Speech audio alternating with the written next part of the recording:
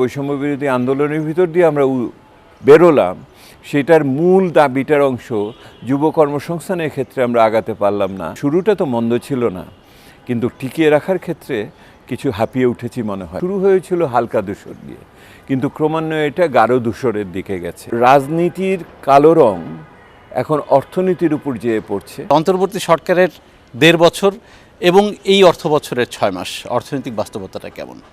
অর্থনীতির পতন রোধ নিঃসন্দেহে সরকার করতে পেরেছে।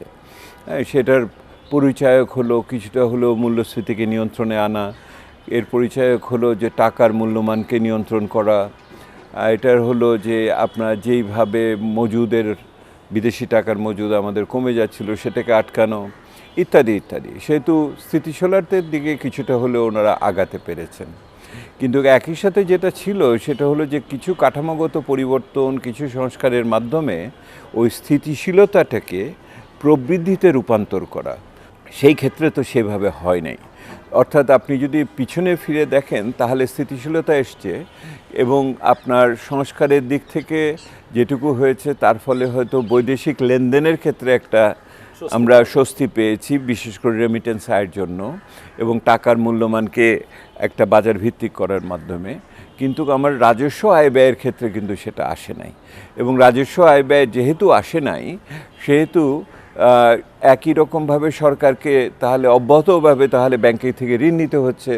ঋণ নিলে পরে সরকার আবার অন্যদিকে সংকোচনমূলক পদক্ষেপে সুদের হার বেশি, সেহেতু আমার ব্যক্তি খাতে বিনিয়োগ সর্বাপেক্ষা কম গেছে এই সাম্প্রতিককালের ভিতরের ব্যক্তি খাতে ঋণ প্রবাহ কমে গেছে। সেহেতু বিনিয়োগ কর্মসংস্থান এবং এটার সম্পর্কিত যে পরিস্থিতি, বিনিয়োগ কর্মসংস্থানের জায়গায় না থাকলে পরেই তো আপনার দারিদ্র্য এবং বৈষম্যের জায়গাটা আরও প্রকট হয়। এবং যেই যুব আন্দোলনের ভিতর দিয়ে, বৈষম্য বিরোধী আন্দোলনের ভিতর দিয়ে আমরা বেরোলাম, সেটার মূল দাবিটার অংশ যুব কর্মসংস্থানের ক্ষেত্রে আমরা আগাতে পারলাম না, আর বৈষম্যের ক্ষেত্রেও আমরা বহুমাত্রিক বৈষম্যকে নিয়ন্ত্রণে নিতে পারলাম না। সেহেতু শুরুটা তো মন্দ ছিল না, কিন্তু টিকিয়ে রাখার ক্ষেত্রে কিছু হাঁপিয়ে উঠেছি মনে হয়। স্যার, শব্দ তো দুইটাই, হ্যাঁ অথবা না, বা ভালো অথবা মন্দ। 1.5 বছর তো একেবারে কম সময় না যদি আমরা নিরপেক্ষভাবে মূল্যায়ন করতে চাই। আপনি এই মূল্যায়নের জায়গায় ভালো অথবা মন্দ এই উত্তরটা কিভাবে দিবেন? আমি মনে করি না যে পৃথিবীতে ভালো আর মন্দ এই শুধু দুটো আছে। এটা ইংরেজিতে বলে বাইনারি, দ্বিঅর্থক। আপনি এটা হয় না, জীবনটাই হলো গেরুয়া রঙের, বা হয় আপনার সেই অর্থে ধূসর বর্ণ।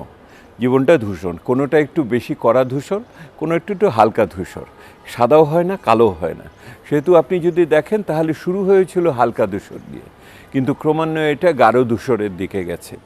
আপনি দেখলে পরে 3টা পায়ের উপর আগানোর কথা। একটা পা হলো রাজনীতি, একটা পা হলো অর্থনীতি, আরেকটা হলো সামাজিক নীতি। তো অর্থনীতিতে আমরা যেইটুকু আগালাম সেইটার ক্ষেত্রে ধূসরটা এমন কালো হলো যেটা অন্য দুটো রঙকেও এখন সংক্রামিত করল। অর্থাৎ আপনার রাজনীতির কালো রং এখন অর্থনীতির উপর যেয়ে পড়ছে, সমাজনীতির কালো রং আবার অর্থনীতির উপর যেয়ে পড়ছে। সেহেতু অর্থনীতি তার নিজের শক্তিতে দাঁড়ানোর জায়গাটাতে সে রাজনীতি এবং সমাজনীতি দুই জায়গা দিয়ে আক্রান্ত হচ্ছে।